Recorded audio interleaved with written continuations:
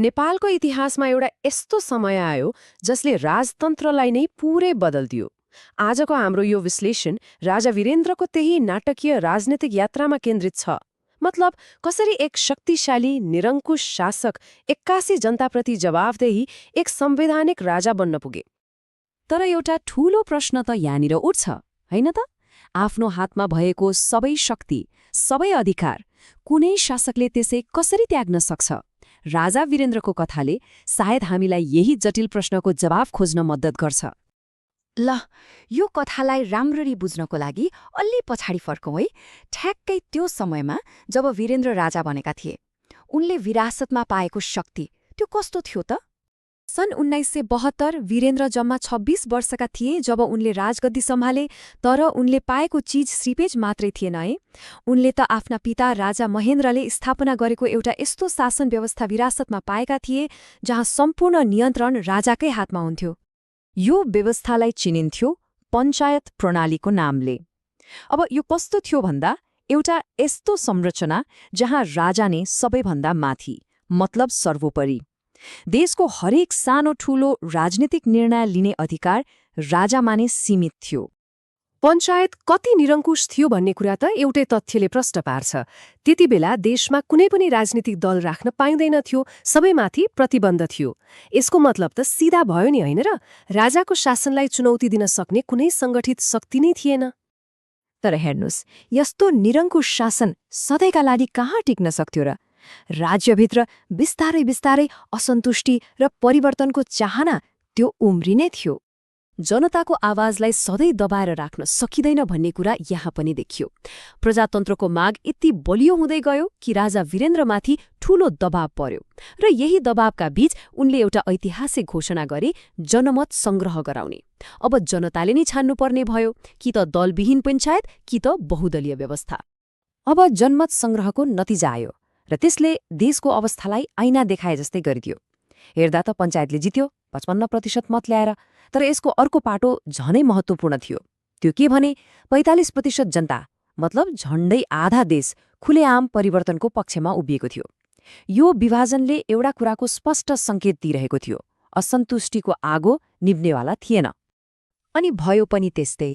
जनमत संग्रहको ठिक 1 दशकपछि त्यही असन्तुष्टि एउटा शक्तिशाली जनआन्दोलनको रूपमा विस्फोट भयो।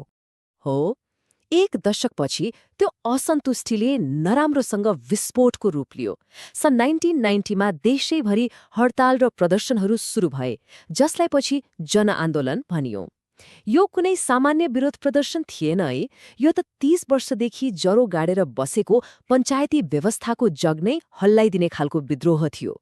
अब राजा वीरेन्द्रको लागि यो एकदमै निर्णायक घडी थियो, व्यक्तिगत रूपमा पनि राजनीतिक रूपमा पनि। उनी सामु दुईवटा बाटो थिए, कि त शक्ति प्रयोग गरेर आन्दोलनलाई दमन गर्ने, कि त जनताको आवाज सुनेर व्यवस्थामा सुधार गर्ने। एउटा निकै ठूलो दोधार थियो यो। त्यसो भए राजाले आखिर कुन बाटो रोजे त? त्यो जनविद्रोहको अन्तिम परिणाम के निस्क्यो? र राजाको त्यो एउटा निर्णयले नेपाललाई कसरी सधैँका लागि परिवर्तन गरिदियो? त्यसपछिको परिवर्तनको गति त साँच्चै अविश्वसनीय थियो। 1990 को अप्रेलमा दलहरूमाथिको प्रतिबन्ध हट्यो, सेप्टेम्बर आइपुग्दा नयाँ संविधानको मस्यौदा तयार भयो, अनि नोभेम्बरसम्ममा त देशले नयाँ संविधान नै पायो, जसले नेपाललाई औपचारिक रूपमा संवैधानिक राजतन्त्र बनायो। सोच्नुस् त, केही महिनाकै अन्तरालमा देशको पूरै राजनीतिक नक्सा नै बदलियो। यो परिवर्तनलाई साँच्चै नै एउटा युगान्तकारी घटना भन्न सकिन्छ। 1990 भन्दा अगाडि राजा नै कानून थिए, राजाले जे भन्यो त्यही हुन्थ्यो। तर 1990 पछि उनी आफै संविधानको दायराभित्र आए। वास्तविक शक्ति राजाको हातबाट सरेर जनता र उनीहरूले चुनेका प्रतिनिधिहरूको हातमा पुग्यो।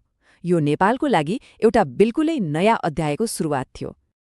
तर एउटा रोचक प्रश्न यहाँ पनि छ। आफ्नो सारा शक्ति त्यागेपछि राजाको स्थान चाहिँ के भयो त?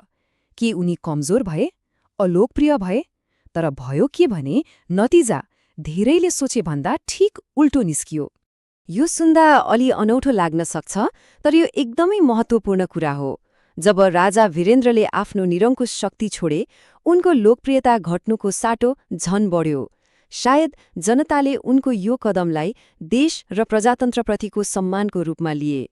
भनौँ न, शक्ति त्यागेर उनले जनताको मन जिते र एक सच्चा राष्ट्रप्रमुखको रूपमा आफूलाई स्थापित गरे। र यी सब कुराले हामीलाई अन्त्यमा एउटा सबैभन्दा महत्त्वपूर्ण प्रश्नमा ल्याएर छोड्छ।